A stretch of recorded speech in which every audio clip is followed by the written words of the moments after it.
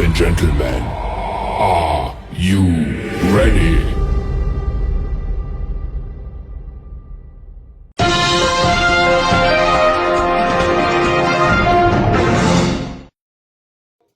Oh, yeah, motherfuckers.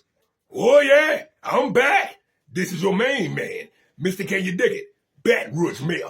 And I'm back with a couple hot ticks of these motherfucking politics. Hit that motherfucking subscribe button, nigga. Oh, look, America. Breaking news, breaking news, breaking news. The ceasefire has now been breached. The Ayatollah motherfucker say fuck that ceasefire and started shooting again. Donald Trump used a duck. Lock his mother...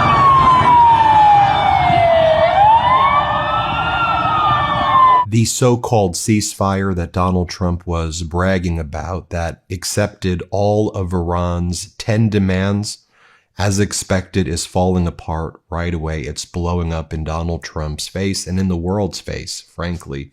What you just saw there at the beginning of the video is chaos unfolding in Beirut, Lebanon's capital, as Israel carries out a wave of airstrikes across the country, hitting what it said were more than 100 targets in 10 minutes. Folks, the scene was apocalyptic in Lebanon, and Lebanon was absolutely included in the ceasefire that Donald Trump agreed to. The mediator was Pakistan of the ceasefire agreement. The Prime Minister of Pakistan had previously said yesterday, of course, Lebanon is included and Hezbollah is included. That was one of the 10 negotiating positions of Iran that Donald Trump accepted. And Donald Trump said, we agree with the 10-point plan. Now, Iran has shut down, yet again, the Strait of Hormuz. I mean, it's always been shut down, or I should say under their control, where their allies could use it. But anyone allied with the United States and Israel could not use it. But earlier this morning, 2 ships were escorted by Iranian naval vessels through the Strait of Hormuz. And then Israel hit Beirut. I mean, it's devastating. 100 killed, 500 wounded. Hospital is filled right now in Beirut, and Iran said the Strait of Hormuz shut down once again. We're not letting any ships through, which they weren't really going to let through unless they had a naval escort. And Iran was paid about $1 to $2 per barrel of the oil that were on the tankers, which could basically be around, $1 million to $2 million per tanker. But that's what is going on right now. And this ceasefire has blown up. Now you have, and by the way, it's being confirmed even on state regime media, which calls itself Fox. Jennifer Griffin says Iran state media Fars posted to Telegram, while 2 tankers transited this morning, they will block the Strait of Hormuz as long as Israel attacks Lebanon. And this was from the Fars news agency, so you can see it in their own words, unfiltered right here. This is Iran's media agency. Oil tankers halt passage through the Strait of Hormuz after Israel attack on Lebanon. Simultaneous with the Israeli attack on Lebanon, the passage of oil tankers through the Strait of Hormuz has been halted. Then Iranian social media accounts are posting, closed until further notice. Another one says, hey, Trump, if you don't have a leash for the rabid dog Israel, should we get one for you? Pakistan's Prime Minister, meanwhile, Shehbaz Sharif, is saying that it is aware of ceasefire violations that undermine the spirit of the peace process. This is from Pakistan's Prime Minister. He writes, violation of ceasefires have been reported at a few places across the conflict zone, which undermine the spirit of the peace process.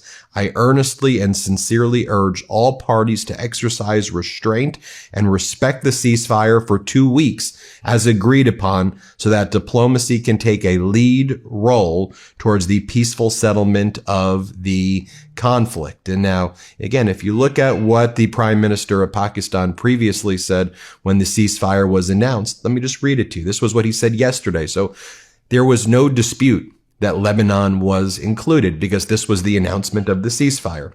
With the greatest humility, I am pleased to announce that the Islamic Republic of Iran and the United States of America, along with their allies, have agreed to an immediate ceasefire everywhere, including Lebanon and elsewhere, effective immediately. Oh, look, America. The Epstein files and Netanyahu and the Israel clique is the reason why we in a war right now. We need to go get the Israel clique and Netanyahu ass. Bring them back to America. Put the handcuffs on them. Kick them in the ass. Lock his... But, you know, Trump got his propaganda media working because as he crashes out, he's like, propaganda media, state regime media, which calls itself Fox. I need your help. And so this is what they have on Fox. They got this guy. He's like, I know lots of people are saying taco. Trump always chickens out, but I got one, nacho. Never avoid confronting hard obstacles. Nacho? Play this clip. So Democrats are already saying that this is taco. Trump always chickens out. Let me give you another acronym. Nacho. Never avoids confronting hard obstacles. And that's exactly what President Trump did. Hungry. He went in. I know, we were like... I made that up on my own. That's pretty good. Because I was thinking about the opposite of what that would be. He didn't chicken out. He's willing to confront what previous presidents for 47 years couldn't do to stand up to him. Then Trump's other sycophant propagandist, Jesse Waters, said, okay, one of the good things about this ceasefire deal is we know their pressure points now. Trump's identified Iran's pressure points. What pressure points, Jesse? Iran controls the Strait of Hormuz.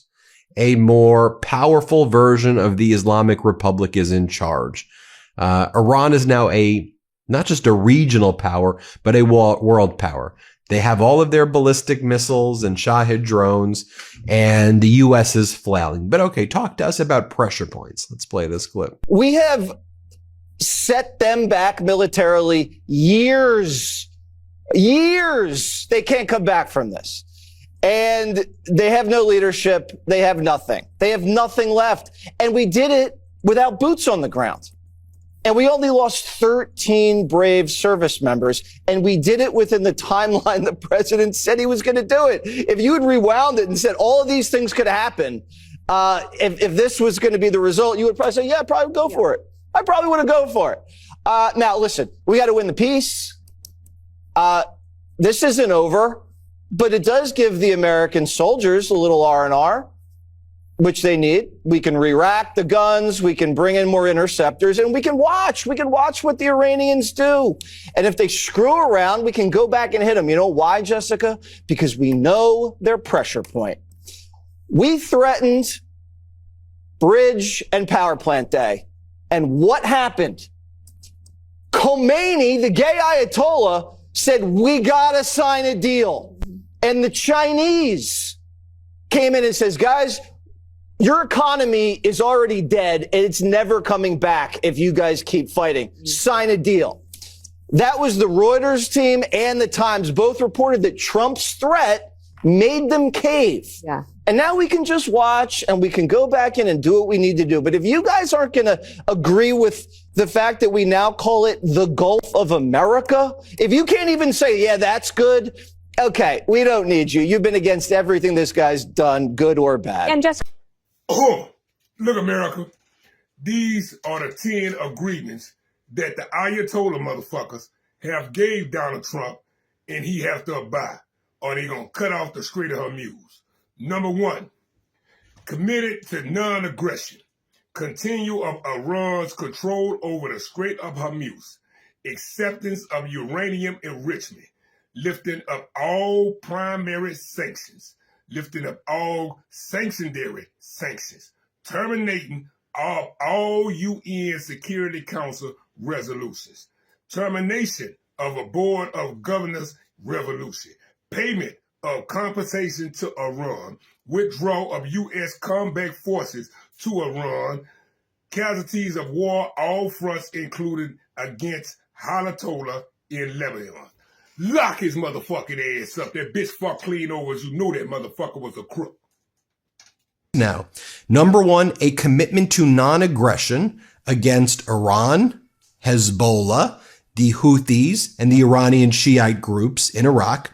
continuation of Iran's control over the Strait of Hormuz, acceptance of Iran's uranium enrichment, lifting all primary sanctions from Iran, lifting all secondary sanctions of Iran, termination of all UN Security Council resolutions, termination of all Board of Governor resolutions, payment of compensation to Iran, withdrawal of U.S. combat forces from the region, cessation of war on all fronts, including against Hezbollah in Lebanon. That's Oh, look, America. Cocaine Pete Hegseth and his Nazi Pentagon that started to threaten the Pope, all because the Pope was talking about the war crimes. Pete Hegseth said he can do what he want to do. Put the handcuffs on him. Lock his mother. Pope Leo XIV is absolutely furious at Donald Trump and the Trump regime and their behavior. As we previously reported, Pope Leo has called off all visits essentially to the United States on the 250th United States anniversary. July 4th, Pope Leo made a point that he will be in Lampedusa, in Italy, spending his time showing compassion for the migrant community there. And we're learning some additional details as Pope Leo XIV has been calling out Donald Trump and his despicable regime's imperialist and tactics of saying we're going to obliterate civilizations and everything is going to war. We're going to obliterate you and destroy everything. Pope Leo XIV has been calling that out. And, J.D. Vance, who converted to Catholicism, and Pete Hegseth, who invokes God all the time, Pope Leo XIV has been pretty much directing messages without necessarily saying their names, but it's clear he's calling them out. And so what the Trump regime tried to do, and this was a tactic that Hitler did with the bishops right before Hitler engaged, in the Holocaust or right around that time, is to threaten Pope Leo XIV and to threaten the Holy See with the United States military. And essentially the same way the Trump regime was threatening to invade Greenland, right behind the scenes, what we're learning today is that the United States was making threats that suggested that they would use military force against the Holy See, against the Vatican, against Pope Leo XIV. And they summoned Pope Leo XIV's, like, Ben, what are you talking about? Yes, they summoned Pope Leo XIV's top American diplomat to the Pentagon, which now calls itself unlawfully the Department of War. The Undersecretary of War, Elbridge Colby, invoked the Avignon Papacy, the period when the French crown used military force to bend the Bishop of Rome to its will. And they said that we have the power. This is what the Trump regime said to Pope Leo XIV's top diplomat in the United States, that we have the military power to do whatever we want. Whatever we want, we will do in the world. And Pope Leo XIV, he needs to know that. So the Catholic Church has better take sides, and they better take the right side. Now, this meeting that took place that I just referenced was in January, and it followed Pope Leo XIV's speech, which was kind of a state of the world speech that he gives. And as Christopher Hale writes, in the speech that enraged Pete Hegseth and top Pentagon officials, Pope Leo XIV said, a diplomacy that promotes dialogue and seeks consensus among all parties is being replaced by a diplomacy based on force. War is back in vogue and a zeal for war is spreading. The principle established after the Second World War, which prohibited nations from using force to violate the borders of others, has been completely undermined. Oh, look, America. Sunday, Donald Trump threatened Iran and 93 million people with annihilation, genocide, war crimes. Put the handcuffs on him. Him and Pete Hegseth. Lock they motherfucking ass. Donald Trump's like, if it were up to me, I would keep the oil. I want to keep all of Iran's oil. Play this clip. And we've obliterated a very powerful country in 34 days. Yeah, if it were up to me, I'd like to keep the oil. I just don't think the people of the United States would really understand. Oh, look, America. These are the exact words that Donald Trump spoke the other day to the world. A whole civilization would die tonight, never to be brought back again. I don't want that to happen, but it probably will. However, now that we have a complete and total regime change, where different, smarter, and less radicalization minds prevail, maybe something revolutionary, wonderful can happen. Who knows? Well, find out tonight. One of the most important moments in the long and complex history of the world, 47-year-old extortion, corruption, and death will finally end. God bless great people of Iran. Lock his motherfucking ass up. Those war crimes. Straight the fuck up. Initially, Iran rejected this idea of a ceasefire without a permanent commitment from the U.S. They demanded a toll for the opening of the Strait of Hormuz. That was a total non-starter. And total amnesty, as we understand it, for its, again, whatever is left of its top officials. Both were not going to be given or guaranteed by the United States. So again, politically, militarily, everything was on the line. Because even some of President Trump's most committed MAGA supporters they're getting anxious, holding their breath. They're like, did he really mean that? Is he going to do that? And notoriously hawkish Wall Street Journal cautioned the president to pick tonight's targets wisely. They wrote a whole editorial on this, saying, try to distinguish between infrastructure that has a military purpose and infrastructure that could be destroyed and just completely ruin the lives of innocent people in Iran, the people we were supposedly trying to help. Oh, look, America. The Botox face skank Lauren Ingram from our Fox and Friend News need to be took off air, kicked in her ass, put the handcuffs on her, and lock her motherfucking ass up. She think this shit is a game. She's stoking this motherfucking war. So I guess we're going to just allow for a little bit of a grace period. The president says, we don't even mind Iran charging tolls as long as we get a 50% cut. He said a joint venture would be a beautiful thing. I'm not sure an Iranian toll booth with tankers, even with the U.S. kickback, is wise, but I'd rather have the Iranians taxing tankers than bombing them. I'm sure they'll hash it out at their Pakistani peace summit. It's not like we'd pay. We don't get oil from the Strait. It's a small premium for peace in the Middle East. And then Jesse Waters is like, so if we go back in, the markets are not going to overreact. Watch what Jesse Waters says right here. Let's play it. So we'll have more Marines in the region. And we're still flying over Iranian airspace, monitoring the situation. A ceasefire is a release valve for the stock market. It's already almost rallied all the way back to where it was at the start of the war. Oil prices have already tapered off, and every day we don't drop bombs, prices drop. If we go back in, it'll be a quick one too, and the markets won't overreact. We hold the cards, and the military is ready for everything. And here's what Laura Ingraham says. Let's play this clip. But Trump wanted to hear all of it. So what we can gather from this report is that almost everything we heard from the other side about how this all went down was a lie. Trump did not simply follow Bibi's recommendation. He was fully briefed from the Pentagon and intel communities. He did have an open and productive dialogue from his entire war cabinet, who each gave informed assessments. And finally, President Trump, as always, understood leverage and then, when he made his decision, how to use it.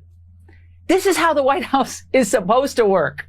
They're not supposed to sit over in 1600 Pennsylvania Avenue and do whatever the press or the pundits or cable or podcast hosts or global elites want them to do.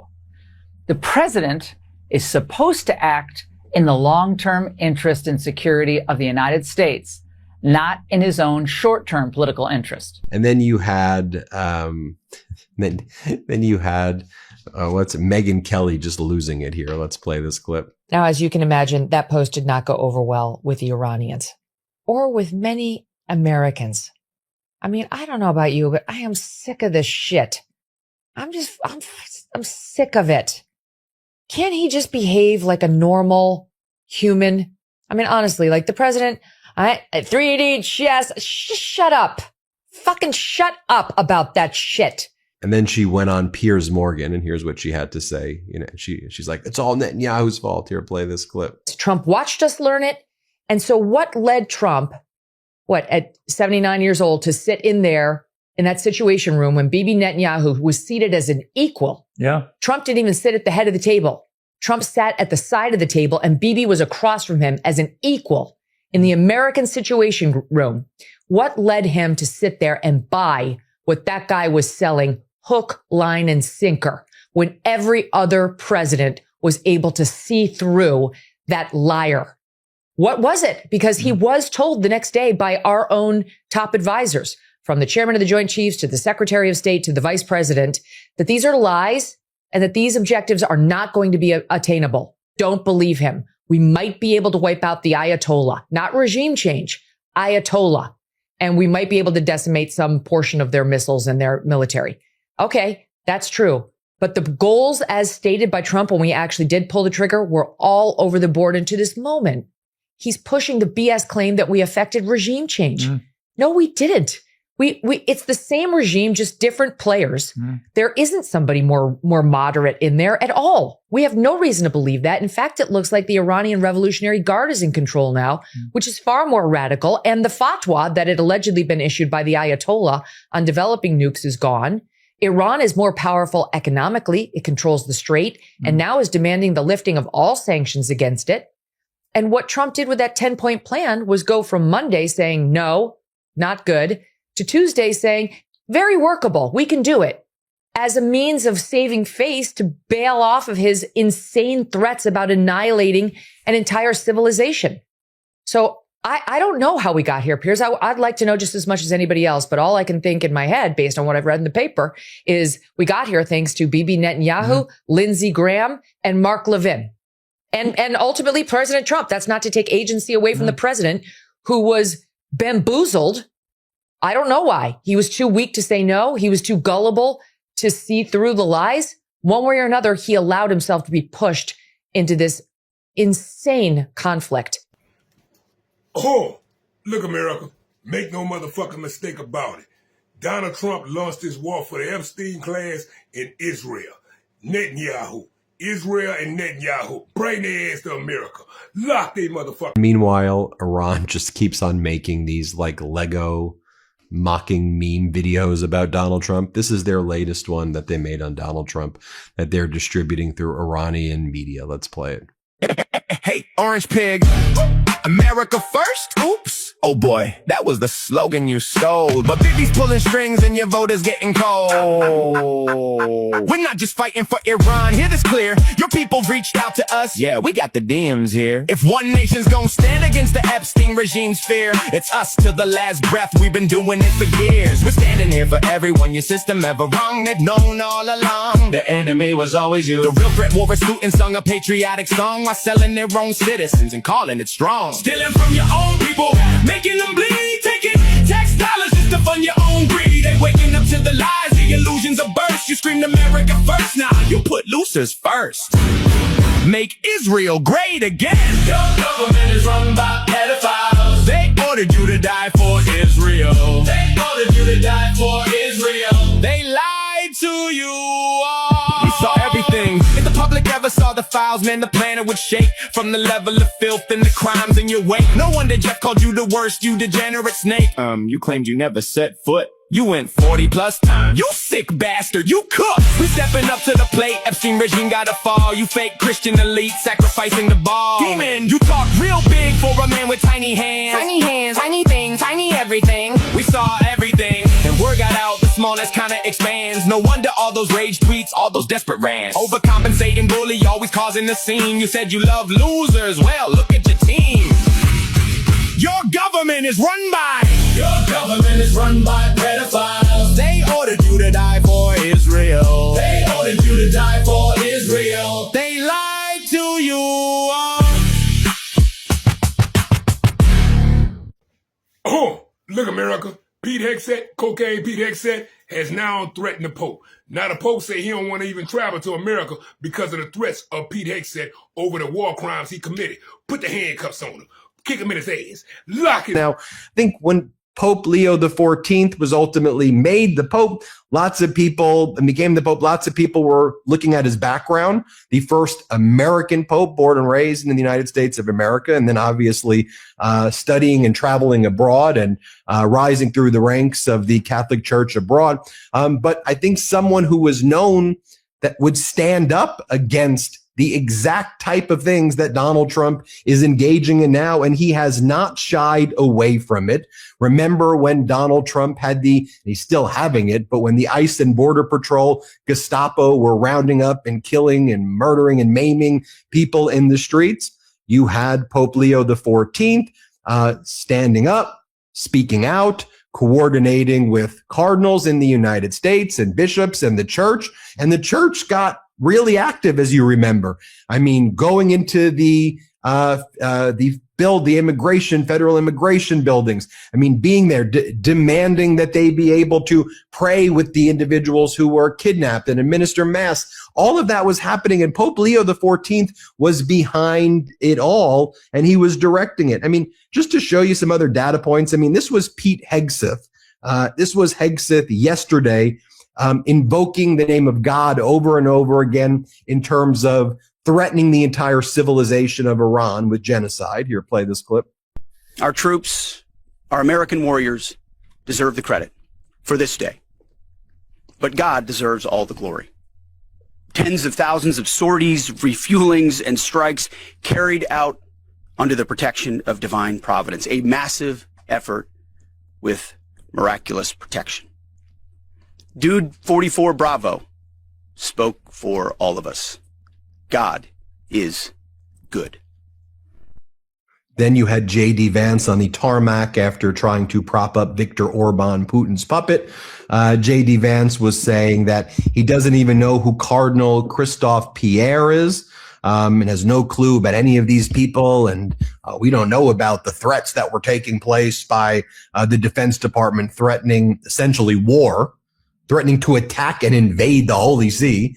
And go back to the Avignon papacy in the 13th century. This is what J.D. Vance, I don't know. Here, play this clip. X has been abuzz the last couple of days with the Free Press story saying that senior Pentagon officials in January, including Rich Colby, brought Cardinal Pierre into the Pentagon. Brought who? Cardinal Christophe Pierre into the Pentagon. I haven't seen this story, unfortunately. And essentially the reporting by the Free Press is that they told him that the American military has a lot of might and they can do whatever they want, and the church should get on its side. Does that message sound correct to you? Is that something you would sign off on? So one, I with no disrespect to the Cardinal, I don't know who Cardinal Christophe Pierre is. He's the ambassador to the Holy See and the U.S. Oh, okay. I do. I've met him before. Sorry, I just didn't remember the name. I've never seen this reporting. I'd like to actually talk to Cardinal Christophe Pierre and frankly to our people to figure out what actually happened. I think it's always a bad idea to offer an opinion on stories that are unconfirmed and uncorroborated, so I'm not going to do that. Oh, look, America. These are Donald Trump exact words that he told the American people and the Iranian people. Check this out. This is what Donald Trump said. Tuesday will be Power Plant Day and a bridge day, all wrapped up in one, in Iran. There will be nothing left of it. Open the fucking strait, you crazy bastards, or you will be living in hell. Just watch. Praise be to Allah. President Donald J. Trump. Do that sound like a motherfucking president to y'all? Do that sound like a motherfucker that's out for the good thing? No. So this is what I want you to do with Donald Trump, and this is what we're going to do with him. Put the handcuffs on him. Kick him in his ass. Lock his motherfucking ass up. Him and his whole mother... If your children are watching, be warned, the president did not use polite language. Quote, Tuesday will be Power Plant Day and Bridge Day, all wrapped up in one in Iran. There will be nothing like it. Open the fucking strait, you crazy bastards, or you'll be living in hell. Just watch. Oh, look, America. Well. Nah, Donald Trump then bucked Melania Trump up to go on C-SPAN today, America, to try to plead the case with the Eileen Maxwell and Epstein file case. She claimed Donald Trump never knew Epstein. Check this out, though. We already got the documents. We already got the news clippings. We already know, Melania, you was their best friend. Melania Trump, America, met Donald Trump at the Kit Kat Club in the early 90s. She was introduced to Donald Trump by, guess who? Epstein and Elaine Maxwell. The bitch is lying. Lock her motherfucking ass up, her and her motherfucking perverted ass husband. I never been friends with Epstein. Donald and I were invited to the same parties as Epstein from time to time, since overlapping in social circles is common in New York City and Palm Beach. To be clear, I never had a relationship with Epstein or his accomplice, Maxwell. My email reply to Maxwell cannot be categorized as anything more than casual correspondence. I am not Epstein's victim. Epstein did not introduce me to Donald Trump. I met my husband by chance at a New York City party in 1998. I have never had any knowledge of Epstein's abuse of his victims. I was never involved in any capacity. I was not a participant, was never on Epstein's plane, and never visited his private island. I call on Congress to provide the women who have been victimized by Epstein with a public hearing specifically centered around the survivors. Give these victims their opportunity to testify under oath in front of Congress with the power of sworn testimony. Each and every woman should have her day to tell her story in public if she wishes, and then her testimony should be permanently entered into the congressional record. Then, and only then, we will have the truth. Oh, look, America, we have a president that's not well. He's in cognitive decline, and his fingers are on a nuclear button. He have lackeys, bootlickers, and assholes who's egging him on. He has news network like Fox and Friend News, Jesse Waters, Laura Ingraham, the Botox face skank, all egging him on. He's not well. The Republican Party is not the Republican Party anymore. It's a Trump party. It's the party of Trump. It's the party of Christian white nationalists. It's the party of racism. It's the party of America. Donald Trump need to be kicked in his ass, handcuffed, and lock his motherfucking ass up. The whole motherfucking Republican Party and the whole motherfucking administration. And Netanyahu too. Lock his motherfucking ass up.